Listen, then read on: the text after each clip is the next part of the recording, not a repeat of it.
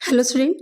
आज हम इस वीडियो में देखेंगे कि व्हाट इज़ फाइनेंशियल रिस्क। ठीक, तो स्टार्ट करते हैं। देखिए, फाइनेंशियल रिस्क रिस्क मतलब हो गया डिफ़ॉल्ट करने की चांसेस कितनी है ना, और फाइनेंशियल मतलब हो गया मनी के टर्म्स में।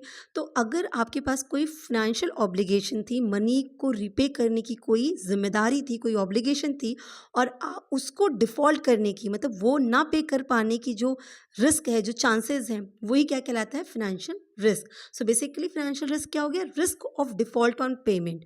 आपको जो पेमेंट करना था उसमें डिफ़ॉल्ट कर जाने का जो रिस्क है कि कर पाएंगे कि नहीं कर पाएंगे, कहीं ऐसा ना हो कि हम पेमेंट ना कर पाएँ, इसका जो चांसेस है वही क्या कहलाता है? फाइनेंशियल रिस्क कहलाता है।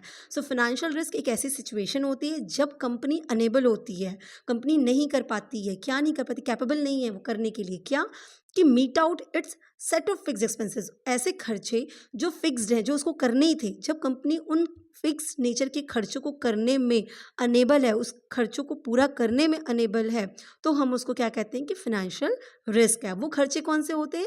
फिक्स नेचर के एक्सपेंस, जैसे इंटरेस्ट का पेमेंट करना, ये आपकी ऑब्लिगेशन है, फाइनेंशियल ऑब्लिगेशन, आपको पे करना ही करना है। आपने किसी से लोन लिया, उसका इंटरेस्ट पेमेंट करना है।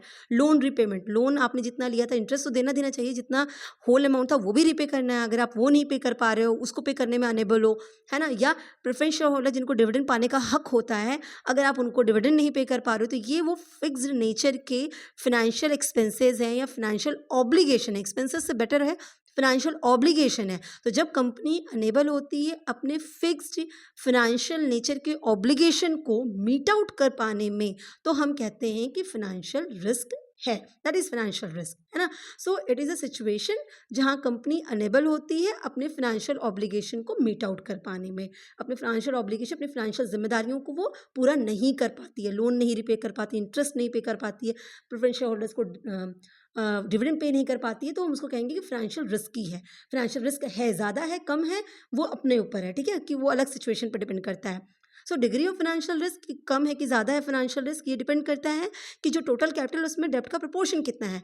अब आपने 100 करोड़ के कैपिटल में आपने 80 करोड़ का डेब्ट ही ले रखा था, मतलब डिवेंचर से या लोन से आपने पैसे रेज किए थे, तो आपको डिवेंचर का इंटरेस्ट देना है, आपको लोन देना है, ऊपर 80 करोड़ भी रिटर्न करने हैं, तो फाइनेंशियल ऑब्लिगेशन ज़्यादा हो गई, तो आपके पास फाइनेंशियल रिस्क ज़्यादा हो गया, क्योंकि अब चांसेस इसकी ज़्यादा हो गई कि हो सकता है आपको इंटरेस्ट ना पे कर पाएँ या लोन का रीपे ना कर पाएँ। क्यों? क्योंकि आपने इनको ज़्यादा कर रखा है, इनका प्रोपोर्शन आपने ज़्यादा कर रखा है ना। तो high level of debt leads to high amount of interest which increase the chances of defaulting on payment. ज़्यादा डेप्ट लेंगे तो ज़्यादा इंटरेस्ट पे करना पड़ेगा, ज़्यादा लोन का अमाउंट रिपे करना पड़ेगा, तो इस चीज़ की चांसेस भी ज़्यादा है कि आप डिफ़ॉल्ट कर जाएं पेमेंट करने में, आप पेमेंट ना कर पाएँ।